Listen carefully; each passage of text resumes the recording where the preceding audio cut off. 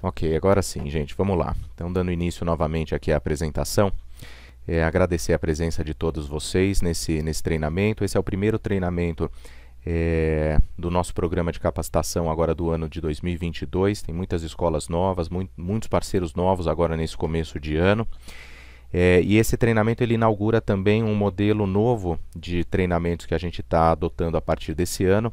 Toda semana eu vou ter um horário onde eu vou falar uma temática específica a respeito do nosso trabalho de metodologia e, eventualmente, também trazendo alguns assuntos aí relacionados à educação musical como um todo, tá?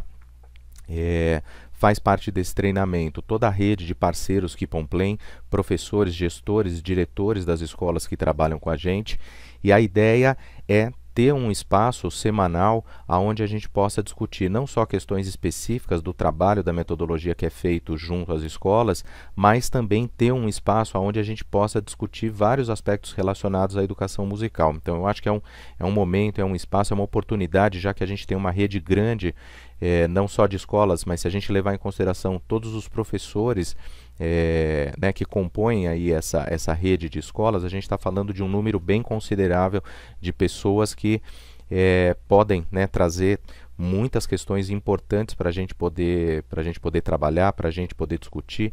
Então, de fato, é um momento que eu acredito vai ser muito enriquecedor para todos nós, sem a menor sombra de dúvida, tá certo?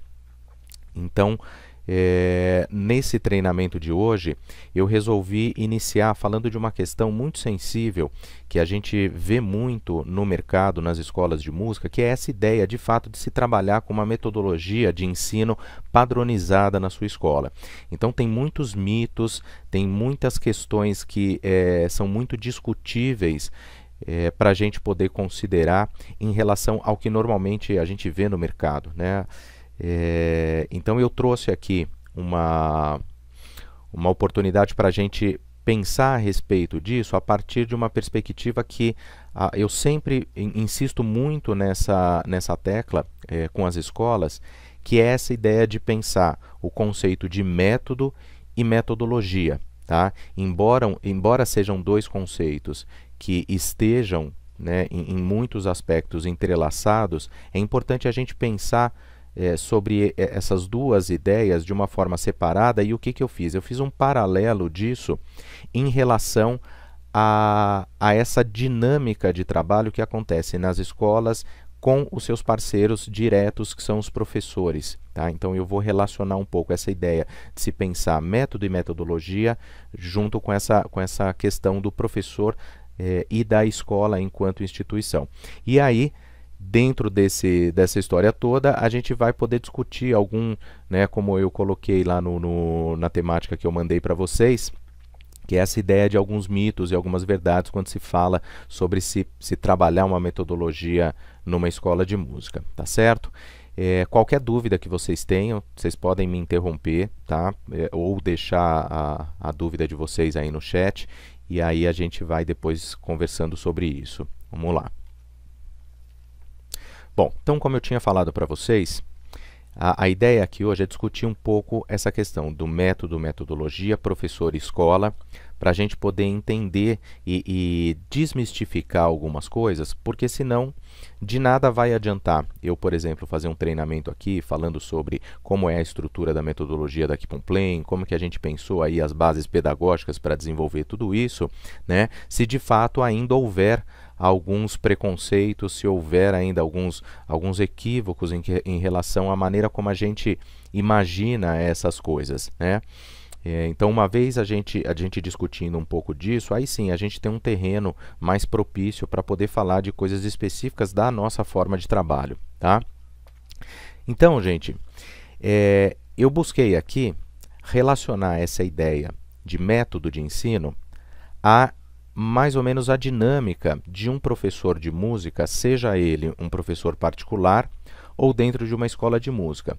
Porque, embora isso tenha mudado bastante de uns anos para cá, ainda assim a gente vê uma forma de atuação do professor dentro de uma escola ainda muito próxima de como é a atuação dele trabalhando como um professor autônomo, né? Como um professor particular, que é o que a gente normalmente fala aí no mercado, tá? Então, pensando nessa ideia de método, né, o que a gente tem? Deixa eu só liberar a entrada aqui de um outro professor, Matheus. Ok, voltando aqui para a apresentação. Então, quando a gente pensa em método, a gente sempre pensa num caminho ou numa maneira para se chegar a um determinado fim, um determinado objetivo.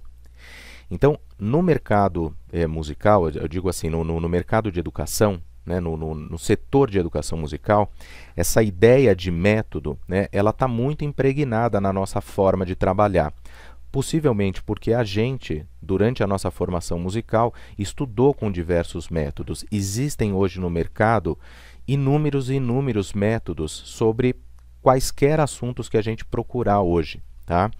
Então, essa ideia de método está muito vinculada a você ter uma forma muito específica para chegar num fim determinado, num fim específico, um passo a passo, né? Hoje em dia é muito comum a gente ver nas redes sociais as pessoas usando e abusando desse método, né?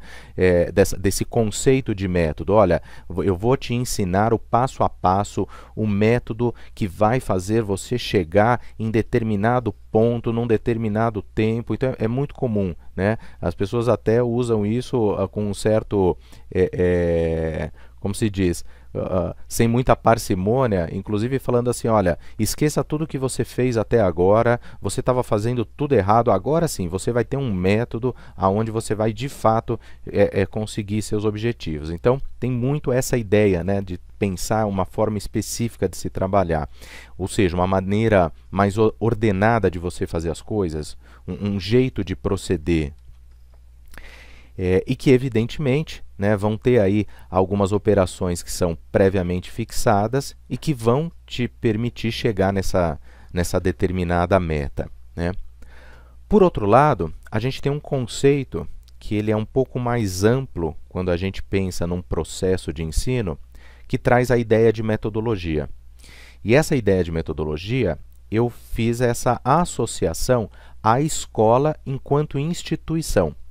Então, por que eu fiz essa relação? Porque quando você pensa em metodologia, você tem um campo de estudo que vai analisar os principais métodos praticados numa determinada área para a produção de conhecimento, tá?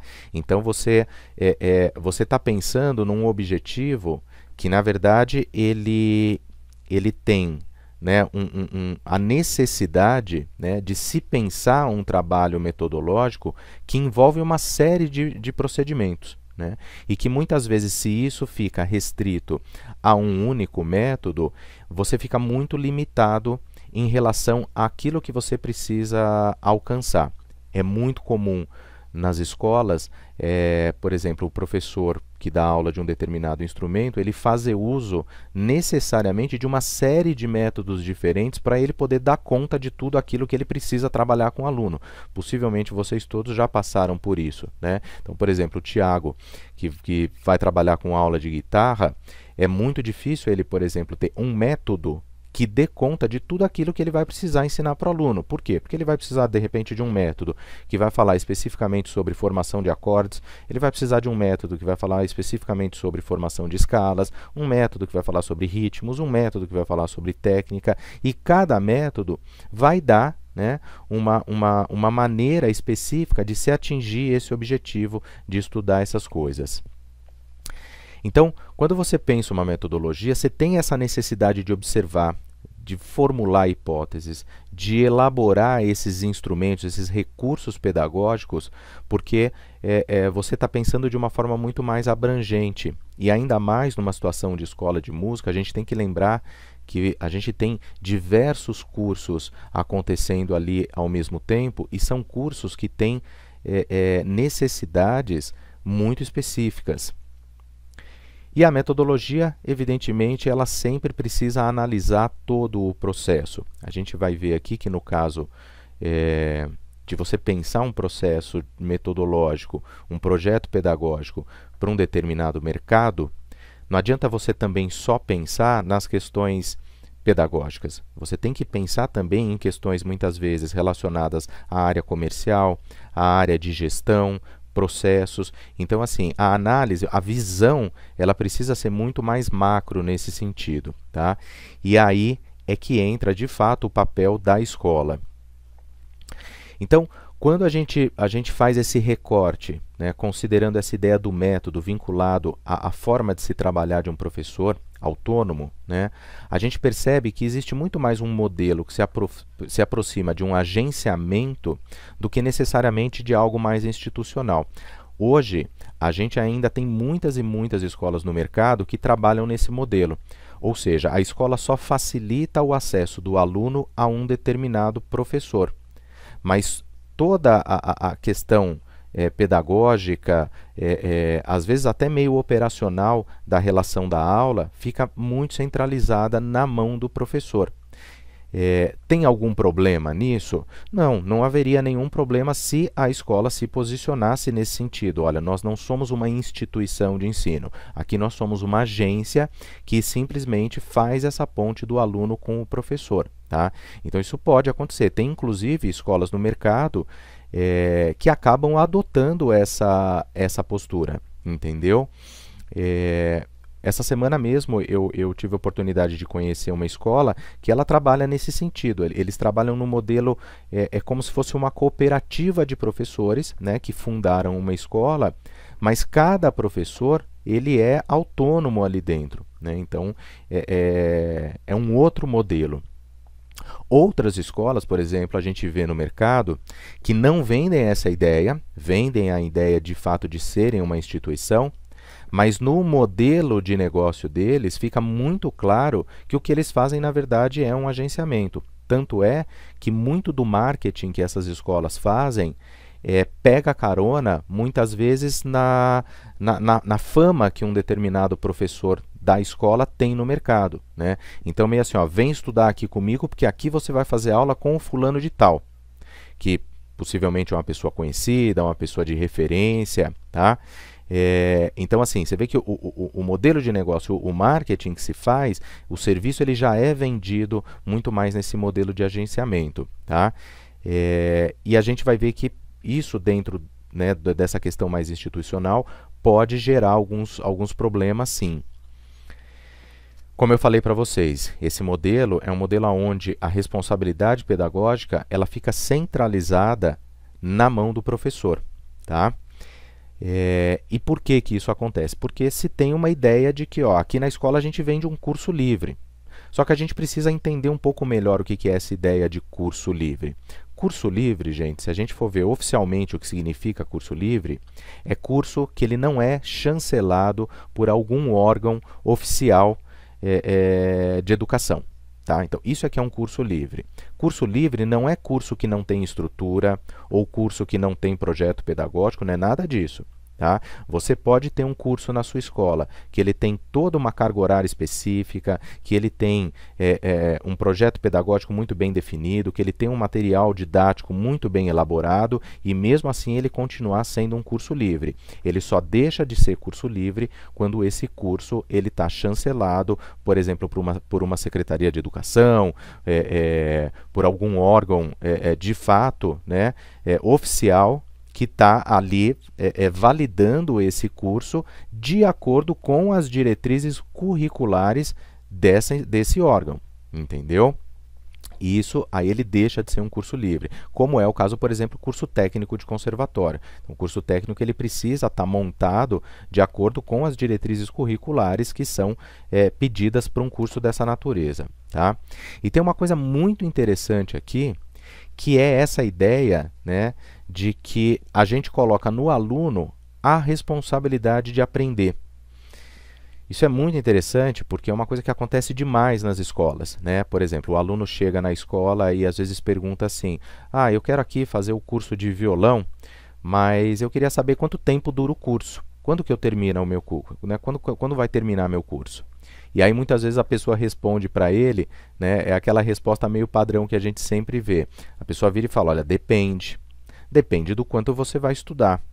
Se você estudar muito, o seu curso vai acabar mais rápido. Se você não estudar tanto, se você não tiver tanta disponibilidade para estudar, seu curso vai demorar um pouco mais. Quando a escola faz isso, o que que ela está fazendo? Ela está pegando uma responsabilidade que teoricamente é dela e colocando no aluno, né? Ela está colocando a responsabilidade de aprender no aluno. De fato, o aluno tem algumas responsabilidades quando ele está fazendo algum curso, né? Só que se a escola ela recebe e ela admite a matrícula de um aluno que vai estudar, sei lá, 3 horas por dia o seu instrumento, e ela aceita a matrícula de um aluno que só vai colocar a mão no instrumento no dia da aula, é de responsabilidade da escola ter um projeto de ensino que atenda a esses 2 alunos. E não existe essa ideia de que existe um conteúdo diferente para um perfil de aluno ou para outro, entendeu? Um termo que a gente ouve muito no mercado, gente, que eu particularmente até não conhecia, que é o tal do aluno robista, que é o aluno que estuda por hobby, então o aluno robista. Gente, não existe um dó maior que você vai ensinar para um aluno que quer ser profissional ou por esse chamado aí aluno robista. Não existe uma escala que você vai ensinar para um aluno que quer ser profissional, para um robista. Não existe uma diferença no conteúdo que a escola precisa transmitir para esse aluno, dependendo do perfil. A diferença está, o que esse aluno vai fazer com isso depois. Mas os 2 perfis, os 2 tipos de aluno, eles têm o direito de receber a mesma qualidade de ensino que a escola tem para oferecer, tá? Não existe uma qualidade no ensino diferenciada para o aluno que quer ser profissional, para o aluno que quer ser esse chamado hobbyista, ou quer levar isso por lazer, né? Isso é uma questão do que o aluno vai fazer com isso depois, né? E a perspectiva ela sempre fica muito focada na sala de aula, né? Então tudo acontece ali na sala de aula. E isso acaba gerando um vínculo do aluno muito mais com o professor do que com a instituição. Adriano, mas tem algum problema em relação a isso? É lógico que não. A questão de você ter um vínculo de amizade, de proximidade com esse professor. Não, na verdade se espera isso, até porque no estudo de artes e principalmente no estudo da música existe muito essa admiração que muitas vezes o aluno leva para a sala de aula. Poxa, é meu professor, é esse músico que toca dessa forma, que eu admiro tanto, que um dia eu quero tocar que nem ele. Então, é muito fácil se estabelecer esse vínculo entre o aluno e o professor. A questão aqui é se estabelecer somente esse vínculo com o professor, uma vez que esse aluno estuda numa escola, ele estuda numa instituição, tá? Porque se de repente esse professor sai da escola por alguma razão, como é que fica esse aluno, né? Então existe uma chance muito grande desse aluno sair da escola junto, né? Desse aluno de repente sair junto com o professor. Isso é uma coisa que a gente vê muito acontecer, tá?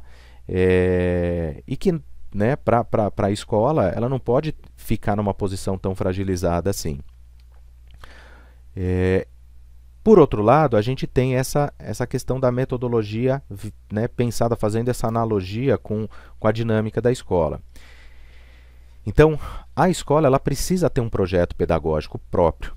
Um projeto pedagógico é o que vá de encontro com os objetivos, com os ideais, com a visão, com a missão, com os valores dessa escola enquanto instituição, né? Ela vai trabalhar em conjunto com o professor. Então, o professor ele não fica isolado, né? Não existe toda essa centralização só no professor, mas existe de fato um trabalho em conjunto. É um curso livre? Sim, é um curso livre, mas é um curso livre com estrutura, tá? Onde o aluno consegue perceber, ou melhor, ele sabe exatamente todas as etapas, né, todos os objetivos que precisam ser cumpridos num determinado tempo. Então, para o aluno fazer esse acompanhamento, fica muito mais fácil, o que, inevitavelmente, acaba gerando um engajamento muito maior desse aluno com o curso. E nesse modelo, a escola assume a responsabilidade de ensinar. Tá certo? Por quê? Porque ela já tem prevista no seu projeto todas essas situações, né? Lembra que eu falei lá atrás, a ideia de se pensar de uma forma muito mais ampla em relação a todos os processos. E essa perspectiva, ela passa a considerar essa relação sempre da escola, do aluno e do professor, né? Então, são esses três agentes fundamentais que a escola sempre tem que considerar em relação aos seus processos. E, evidentemente, isso acaba gerando um vínculo muito maior desse aluno com a instituição. Adriano, Pois não, pode falar, Matheus. posso perguntar? Claro, Bom dia. bom dia. Você pode me dar um exemplo nessa questão, que eu não entendi muito bem, em relação a como envolver, tirar um pouco desse vínculo professor-aluno, né? Não tirar esse vínculo, né? Mas envolver mais a escola nesse processo e não ficar muito, assim, secularizado, né? Professor e aluno para um lado e escola à parte, assim, só recebendo a matrícula. Perfeito, Matheus. Eu acho que isso, na verdade, se faz de diversas formas, tá? Todas as ações que a escola organiza que envolvem alunos, por exemplo, apresentações, eventos que a escola organiza, enfim, todas essas, né, todo esse calendário de atividades que a escola faz enquanto instituição, tudo isso ajuda a gerar esse engajamento também, entendeu?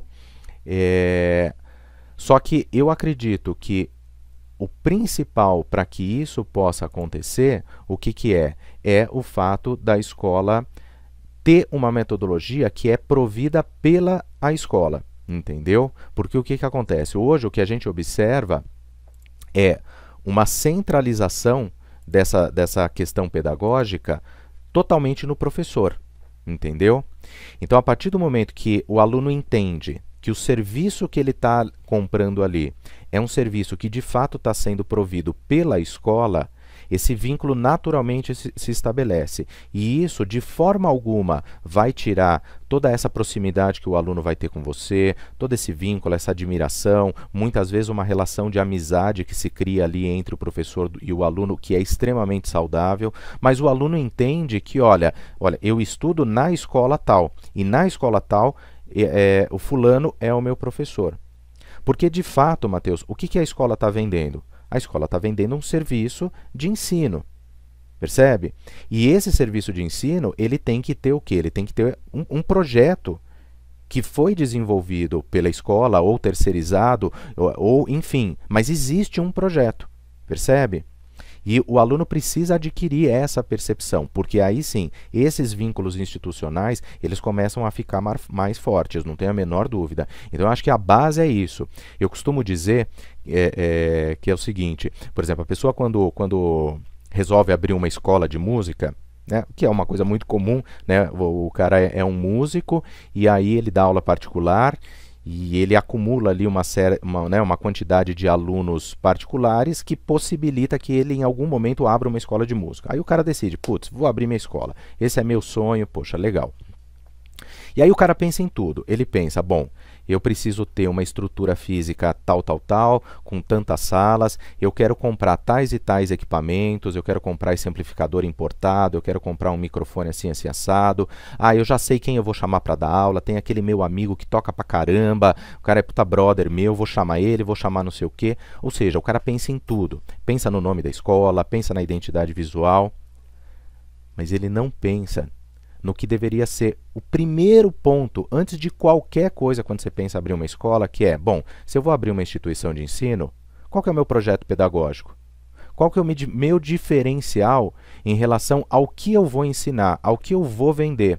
O que, que eu quero enquanto objetivos com o meu aluno? Né? O que, que eu espero que o meu aluno vindo estudar aqui comigo? O que de fato eu vou poder oferecer para ele que é diferente do que hoje tem no mercado? Então as pessoas não pensam nisso. Isso deveria ser o ponto número um. E a gente vai entender, depois aqui tem um momento onde eu vou falar um pouco melhor sobre isso. Mas você entendeu? Porque aí sim, aí você começa a escola, de fato, da maneira mais adequada. Entendeu? Posso fazer uma Ok. pergunta? Claro, claro, Luciano, fica à vontade. Ah, tá bom. É que você falou sobre a respeito de a maioria das escolas ou muitas não colocam um tempo definido para um módulo de curso ou para o curso. Como fazer diferente disso? Então, aí não existe uma única resposta, tá, Luciano? Você pode pensar em diversas estratégias para você poder resolver essa situação, entendeu? A estratégia que você vai utilizar, na verdade, é a estratégia que funciona. Por exemplo, no caso da metodologia da Kipon-Plain, a gente, de fato, conseguiu uma estratégia para poder equilibrar essa questão do aluno que estuda mais, do aluno que estuda menos, e, de fato, fazer um curso que tenha uma duração específica. É a melhor? Não sei. É a que a gente criou, entendeu? Existem outras? Com certeza existem outras. Mas eu acho que a questão que a gente precisa ter em mente é muito difícil hoje você vender um serviço, principalmente um serviço de educação, onde você não deixa essas coisas mais claras para o teu aluno. Porque se você não tem isso, você não consegue sequer validar aquilo que você está vendendo. Por quê? Porque chega um aluno aí na tua escola hoje e fala assim, pô, Luciano, eu ouvi falar que aqui é super legal, que a gente vai estudar aqui, realmente eu vou aprender, poxa, legal. Aí você fala, é mesmo, bacana, vem aqui, de fato, a gente tem excelentes professores, tem uma proposta de ensino muito bacana. Aí o aluno vai e se matricula. E aí passam 2 meses, o aluno sai da escola. E aí? Como que vai estar esse aluno aí no mercado, né, em relação a tudo que você prometeu? Olha, você vai estudar aqui com a gente de fato, né? Então, se você não estabelece sequer um prazo mínimo para que você possa dar conta dos objetivos iniciais ali que você se propôs enquanto escola, enquanto educador, como é que você garante a qualidade do que você está vendendo? Percebe? Porque assim, se você está vendendo um serviço de ensino, você precisa ter estabelecido um tempo mínimo de permanência desse aluno para que, de fato, você consiga fazer com que ele, olha, isso aqui eu garanto para você. Só que para eu te garantir isso, você tem que me garantir que você vai ficar um tempo mínimo, porque senão não tem condição. Entendeu? Então, precisa sim ter essas coisas muito bem estabelecidas. Só que para você organizar isso, você precisa do quê? Você precisa de projeto. Você precisa de estudo. Você precisa, de fato, ter uma proposta, né, que vai levar em consideração tudo isso. E o que acontece? O que acontece é que boa parte das escolas que estão no mercado, de fato, não tem, né? E aí fica muito mais fácil trabalhar com essa ideia de que, olha, não, a gente vai fazendo o curso e o curso vai indo, né? Mas aí fica fácil de entender por que existe tanta evasão nesse mercado. É um mercado que tem muita evasão. Da mesma forma que existe uma facilidade muito grande do aluno entrar na escola, existe uma facilidade muito grande desse aluno sair também, entendeu? Então, isso precisa ser um pouco mais equilibrado. Essa questão que você falou do tempo mínimo envolve, então, a parte jurídica, contrato. Eu colocar no contrato que o aluno, ele é obrigado, ele se obriga a ficar um tempo mínimo na escola. É isso que você se refere? Sim, tá? Mas isso não precisa ser, de repente, colocado com tanta rigidez nesse sentido, entendeu? Contrato, com certeza, né? Hoje se você vai fazer, por exemplo, a contratação de um serviço que envolve um determinado período, né, com obrigações de pagamento, evidentemente você tem que ter um contrato muito bem definido com esse aluno. Isso não tem problema nenhum, pelo contrário, é o que se espera. Só que tem uma questão de como você também vai atrelar a venda, a questão comercial do teu curso com isso, porque não é simplesmente chegar para o aluno e falar, olha, você vai ter que ficar aqui. Não, você precisa ter um produto que esteja adequado a esse modelo. Entendeu? Como é que a Kipon-Plain resolveu isso? Que é uma coisa que eu falo muito nas escolas e que isso também vai ser tema de um outro treinamento nosso. Vender mensalidade é uma coisa ruim no sentido de deixar a escola numa posição um pouco mais fragilizada. A coisa que mais a gente vê no mercado são as escolas vendendo plano de mensalidade. Entendeu? Então, assim, o aluno chega na escola, eu quero ver aqui como é que é a matrícula, a escola fala, olha, a gente tem alguns planos, tem o plano de você pagar 3 meses, o plano de pagar 6 meses, o plano de pagar 12 meses, olha só o que você está vendendo para o teu aluno, você não está vendendo o que ele quer, percebe? Em nenhum momento a escola fala, olha, eu vou te vender aqui um determinado período aonde você vai estudar isso, que é o mínimo para você começar a ter um desenvolvimento. Não, ela vende tempo. Ela vende tempo. Olha, eu estou te vendendo aqui 3 meses para você frequentar a minha escola. Eu estou te vendendo aqui 6 meses para você frequentar a minha escola. Até o dia que o aluno vira e fala assim, bom, eu não tenho mais esse tempo, porque meu trabalho aumentou um pouco a carga horária lá no trabalho, ou porque aconteceram outras coisas aí na minha vida que eu não disponho mais desse tempo para frequentar uma escola de música. O que ele faz? Ele para, ele sai. Percebe? Porque ele não tem essa percepção de que o que ele contratou foi um tempo de frequência na tua escola. Sendo que, na verdade, ele deveria ter a percepção de que ele contratou um pacote de serviço onde ele vai aprender coisas muito bem delineadas, coisas que estão muito bem planejadas. Entendeu?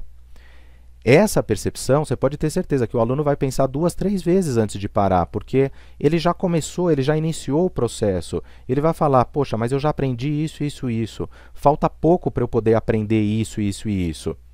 Ele fica. Ele vai adequar melhor o horário. Por mais que ele tenha outras coisas acontecendo que entraram aí na vida dele, daí ele vai pensar 2 vezes, fala, poxa, mas está tão legal. Mas se você vende tempo, fica difícil. Então, no caso da Kipomplay, a gente acabou criando uma estrutura na forma como os cursos são organizados, que a escola para de vender mensalidade e começa a vender um módulo. É um módulo de ensino.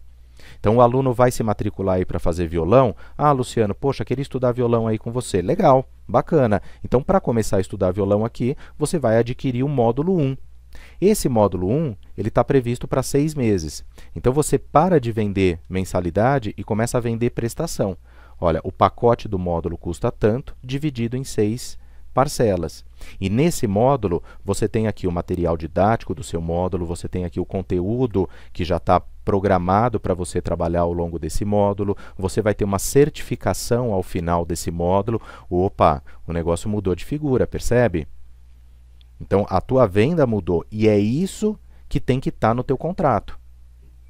Percebe? Então, não é simplesmente, eu vou fazer um contrato para segurar o aluno tanto tempo aqui na minha escola. Tá vendo só como pensar em termos de projeto, em termos de metodologia, é um negócio muito mais amplo? Porque, de fato, envolve pensar em tudo isso. Certo? Obrigado. Legal. Vamos seguindo aí, gente. Então, quando a gente pensa, né, num projeto de metodologia, e aí eu vou falar mais especificamente ao projeto de metodologia que a Kipomplay trabalha, ela de fato leva em consideração esse pilar, né, que é formado por esses 3 agentes, que é aluno, professor e escola. Então, no projeto, a gente tem que considerar, sim, que existem diferentes perfis. Existe aquele aluno que quer tocar rock, que quer tocar música sertaneja. Existe aquele aluno que de repente nem quer tocar nada. Só entrou na escola porque o pai gosta de música, colocou o aluno e o aluno caiu às vezes ali de paraquedas. Então vamos ver o que a gente faz com esse aluno, né? Porque com certeza estudar música mal não vai fazer. O aluno pode ainda não ter essa consciência, né? Mas a gente tem que saber lidar com isso. Alunos que vão estudar muito, alunos que vão estudar pouco, alunos que precisam encontrar nesse estudo uma satisfação e que a gente possa atender essas expectativas, porque todo aluno tem uma expectativa, né? O professor, então também a gente tem que considerar que no mercado de escolas existem diferentes formações de professores. Às vezes você tem 2 professores de violão na escola e os 2 têm formações completamente diferentes. A necessidade de que seja flexível, tá? Porque a cultura, né, do nosso país é uma cultura muito, muito heterogênea, né? Assim, não tem como um projeto de metodologia para esse mercado ser um projeto engessado, né? Por quê? Porque é muito diferente, né? É muito complexo. Então, você precisa trabalhar de uma forma que abra essa possibilidade de o professor ter essa flexibilidade.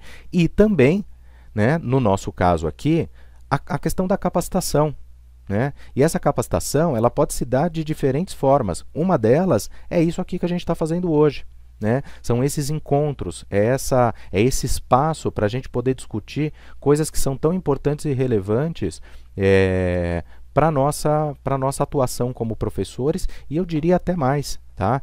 Para a nossa formação como pessoas mesmo, porque é inevitável você pensar em educação sem que, de alguma forma, isso não faça, né, uma diferença em você em primeiro lugar. Eu acho que esse é o principal ponto do educador.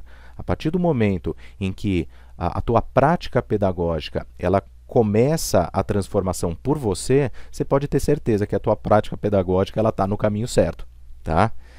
E, evidentemente, a escola, né? Então, você trabalhar com uma perspectiva de metodologia como essa, evidentemente, vai otimizar a sua gestão pedagógica, você vai ter um fortalecimento na tua escola do ponto de vista do negócio, tá? Porque as escolas, elas são negócios, né? É uma instituição de ensino que tem todo um princípio de valor, né, educacional, de transformação do seu aluno. Sim, ótimo, mas é um negócio.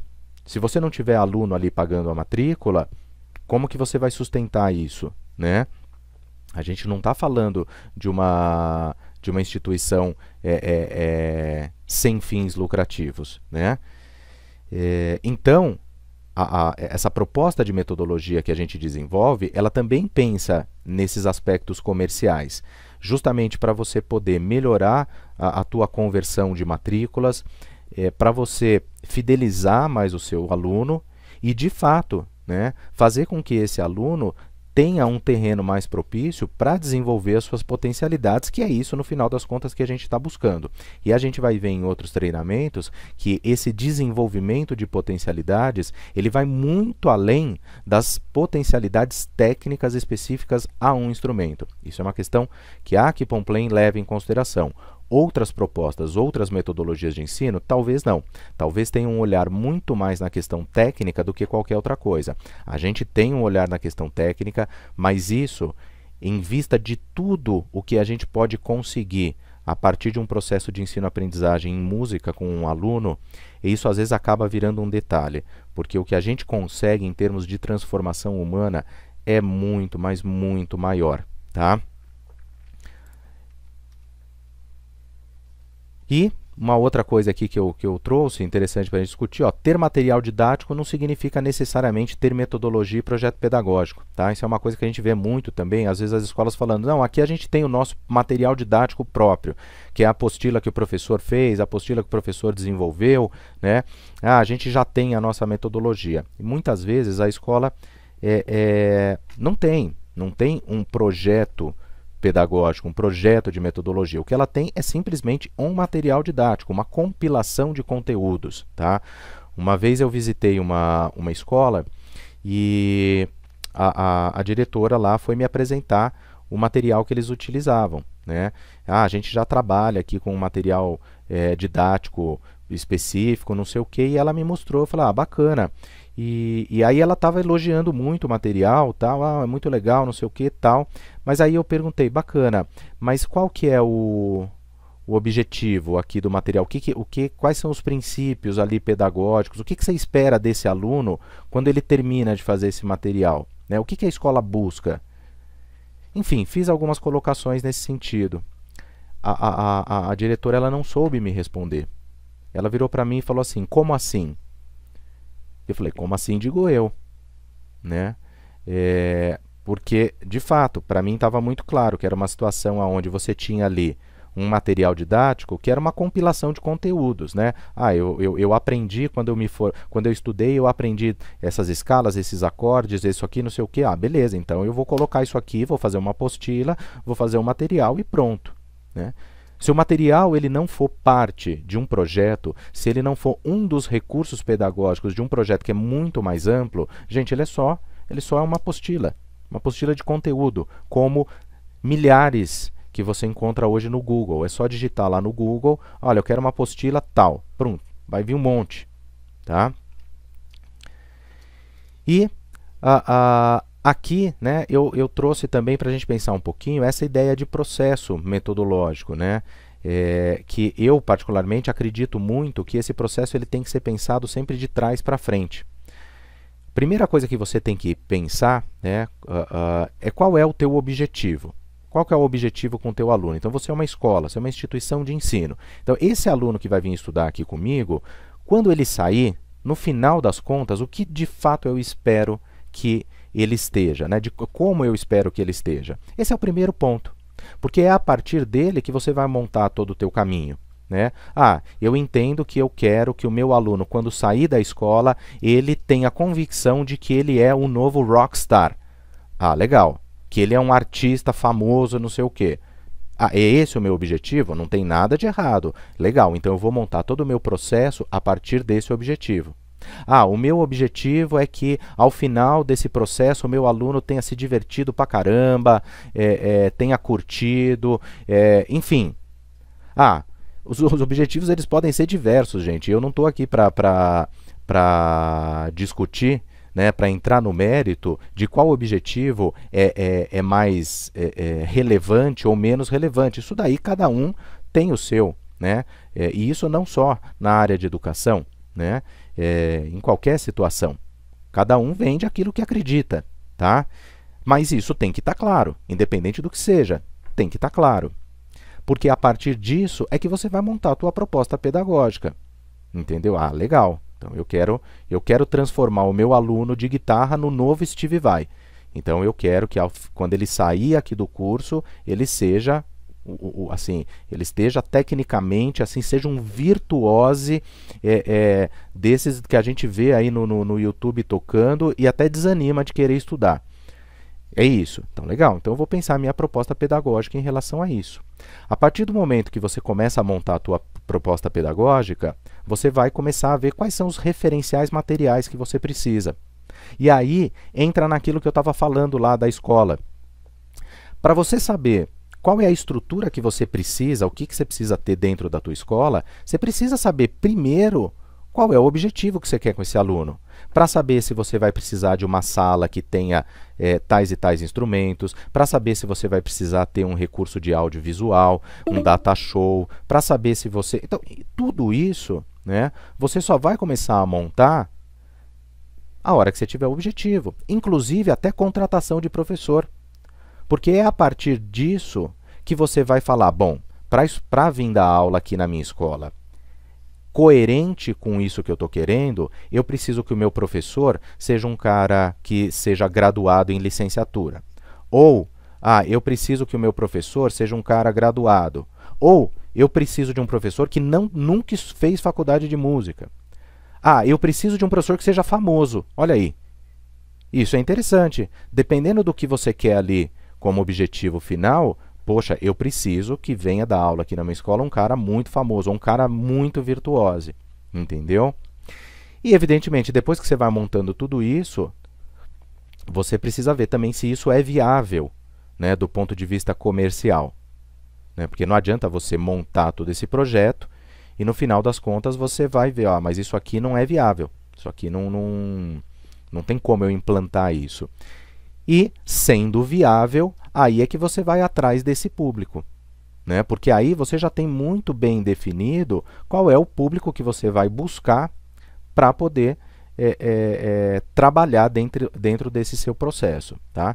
Então, isso é a maneira como eu entendo que deveria ser um processo metodológico, tá? E é a maneira como a gente pensou todo esse processo da metodologia da KeepOnPlaying. E aí, só para a gente ir finalizando, porque daqui a pouquinho o Google vai cancelar aqui a nossa chamada, a gente tem mais 9 minutos. Vamos lá. Alguns mitos que a gente vê muito aí no mercado. Aqui nós ensinamos de acordo com o que o aluno quer. Gente, isso é uma coisa muito comum, essa ideia de que, olha, não, aqui na escola a gente vai fazendo o curso de acordo com o que o aluno vai pedindo, de acordo com o que o aluno deseja. Gente, existe uma confusão aí, que uma coisa é você levar em consideração no teu processo de ensino anseios do seu aluno. Isso é uma coisa. Outra coisa é você desconsiderar toda a possibilidade de uma metodologia de ensino que fica escondida através dessa ideia de que é o aluno que vai ditar as regras de como a aula vai ser conduzida, entendeu? O aluno, quando chega numa escola de música para fazer a matrícula, gente, o que ele quer? Ele só quer uma coisa, ele quer tocar, ele quer aprender a tocar, ele quer aprender a tocar melhor. Se for um aluno que já toca, ele quer aprender a tocar melhor, ou quer aprender a tocar, de repente, alguma outra coisa que ele ainda não toca, né?